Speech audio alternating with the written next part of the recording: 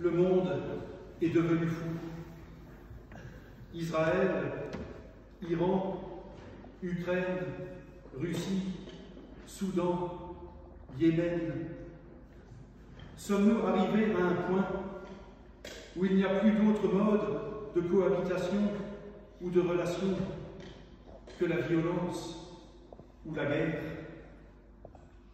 Face à cette situation, les paroles de l'apôtre Paul semblent sonner bien creux. Réjouissez-vous, travaillez à votre perfectionnement, encouragez-vous, soyez bien d'accord, vivez en paix. Il en a bonne le Paul. Comment y accorder le moindre crédit quand les brutes, les dictateurs et les autocrates tiennent le haut du pavé en ressuscitant des ambitions du XIXe siècle avec les techniques du XXe et les moyens du XXIe? C'est pourtant le défi qui nous est lancé par l'apôtre Paul. Et on aurait tort de croire qu'à son époque, tout était rose. Si vous êtes familier de la deuxième épître aux Corinthiens, vous savez que Paul cherche à se défendre et à défendre son ministère contre des contestataires qui l'accusent d'incompétence et de malhonnêteté. Il se défend avec force et conviction tout au long de l'épître, en remettant les points sur les i, les barres au t. Il ne se laisse pas faire, quitte à ruer dans les brancards, mais il termine, nous l'avons entendu, par une bénédiction. Et cette exhortation à être dans la joie, à être d'accord, à vivre en paix, à travailler à son perfectionnement et à s'encourager, Paul ne les sort pas de son chapeau. D'ailleurs, ces deux dernières exhortations, en grec, sont au passif. On pourrait traduire « soyez perfectionnés, soyez encouragés ». L'apôtre parle de choses qui sont extérieures à nous-mêmes, parce qu'il invite ses auditeurs à regarder plus loin. Cette exhortation, Paul ne la sort pas de son chapeau, parce que la communion dont il parle est possible, parce que fondée sur un Dieu qui est lui-même, par essence, relation. Nous sommes aujourd'hui le dimanche de la Trinité. Cette fête a été introduite au XIIe siècle et depuis, l'Église médite liturgiquement sur cette façon spécifiquement chrétienne de parler de Dieu. La Trinité dit que Dieu ne se suffit pas à lui-même. Ce Dieu trinitaire est un Dieu dont l'essence est d'être en relation, pour nous permettre à notre tour de créer des relations qui permettront aux uns et aux autres de grandir en espérance et en amour, d'avancer en vie et de progresser en humanité. Paul décrit ici 3 manières d'être de Dieu: grâce, amour et communion. La question n'est pas de savoir si Dieu est tout-puissant, omniscient, apathique, autant de réflexions stériles. La question est de savoir si ce Dieu de grâce, d'amour et de communion, ce Dieu créateur, libérateur et sauveur, est-ce que je suis prêt à le laisser entrer dans ma vie et à prendre la place qu'il me fait, avec mes joies, mes peines, mes échecs, mes réussites, avec le passé que je traîne parfois, sans réussir à m'en débarrasser. La grâce est l'attitude fondamentale de Dieu envers l'humain.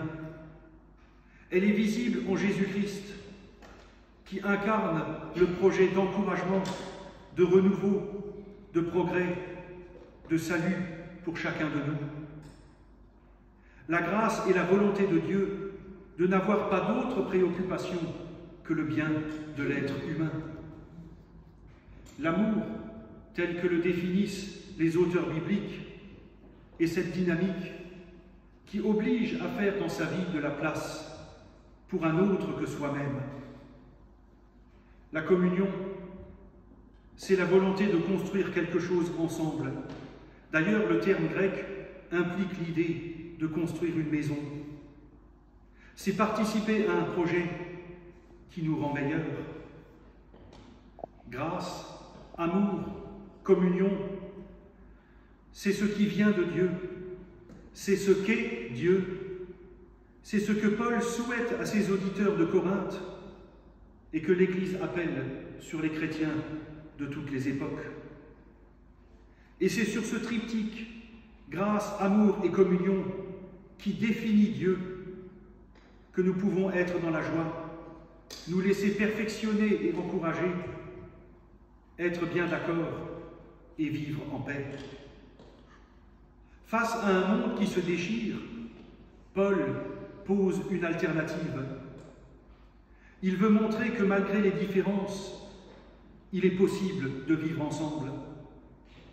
Malgré les tensions et les conflits, Paul appelle à faire de l'Église un lieu de témoignage qui jette à la face de certaines vieilles badernes qui dirigent le monde et qui pour certains étaient déjà en place quand j'étais au lycée, qu'il est possible, malgré les différences et parfois les antagonismes, de vivre en paix, d'être un lieu d'accueil, où unité ne veut pas dire uniformité, où pouvoir veut dire service, et où le baiser de paix remplace le poing levé.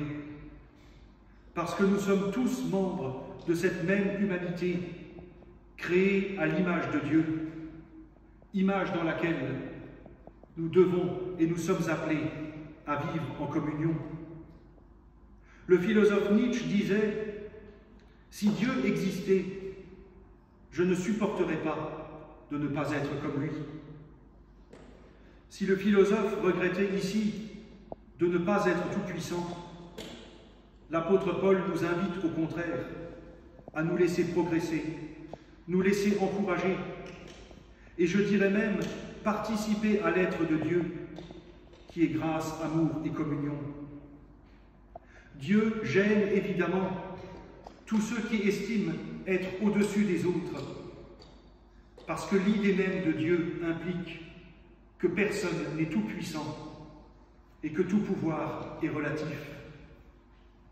Mais Paul nous rappelle que Dieu n'est pas un être de pouvoir et de domination, mais de grâce, d'amour et de communion, qui entre en relation avec nous pour nous permettre de construire nos vies et nous envoyer pour construire les uns avec les autres et les uns pour les autres.